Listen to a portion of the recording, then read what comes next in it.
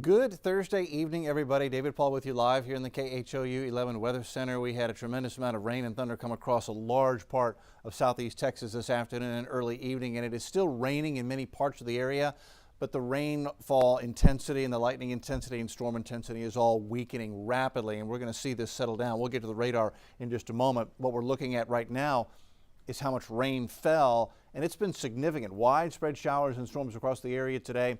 Began this afternoon with heavy rain up here in portions of Grimes County. That spot between 5 and 6 inches of rain right up there north of Navasota, just south of Beat Eyes in Grimes County. And then that line pushed south across the area. Significant rain along and east of I-45 from Woodville to Livingston to Liberty to Mont Belvieu and Baytown. Nice rain totals there, 1 to 2 to 3 inches of rain in spots. Galveston, you only had about a half inch or so. But down here in portions of Brazoria County, Fort Bend County, we also saw some very heavy rain totals. I wanted to show you a closer look at that. So almost 6 inches of rain estimated by radar here on Highway 288 just north of Bonnie.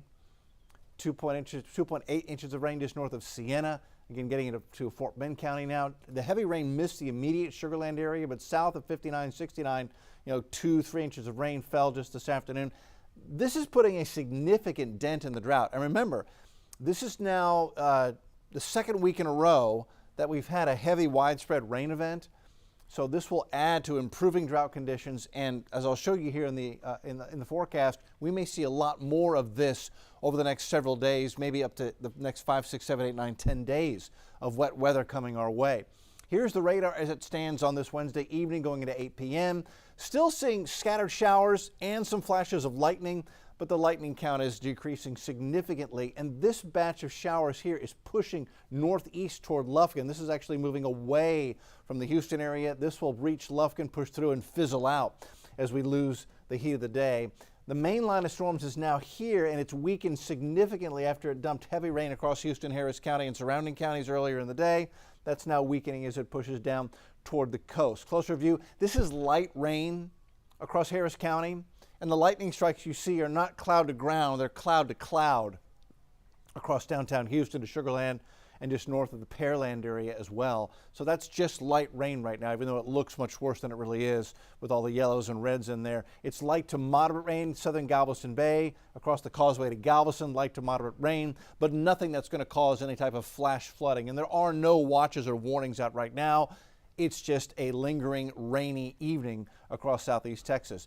Here's where the main line of storms was or is, but it is weakened significantly over the past hour. Vanderbilt to Edna to Francetta still getting some pretty good scattered shower activity, but nothing severe. You may get a 1/10 to a 1/4 inch of rain out of this in some spots. Bay City about to get in on some rain.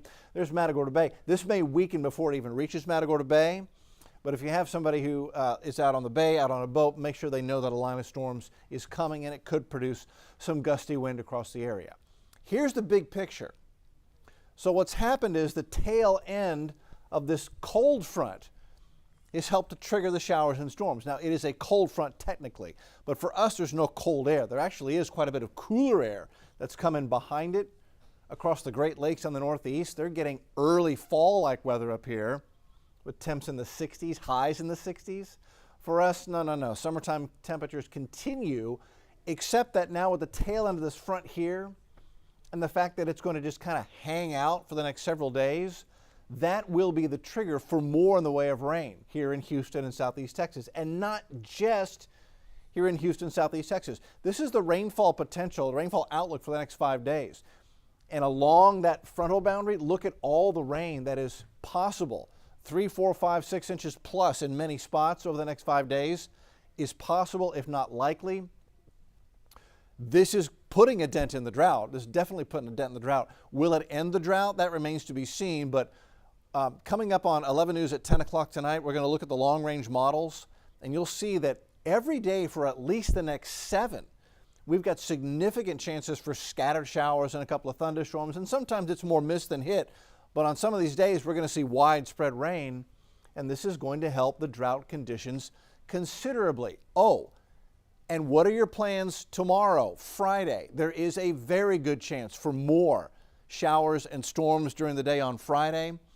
So coming up on KHOU 11 News at 10 o'clock, I will walk you hour by hour through the forecast for Friday, which does include a good rain chance. You're going to need an umbrella with you, and you're going to want to download the app so you've got the radar right in the hand. Turn on your mobile update, turn on the notifications on the KHOU 11 app. Also, don't forget KHOU 11 Plus is a great resource for rain and rain totals and all the weather stories and what's going on across the area. That's available on your smart TV. So many ways to reach out and stay close to us on what's going to be kind of a wet forecast tomorrow, Friday, and through the weekend and into next week. A much closer look at that on the TV side on KHOU 11 News at 10. We'll see you then for our next live.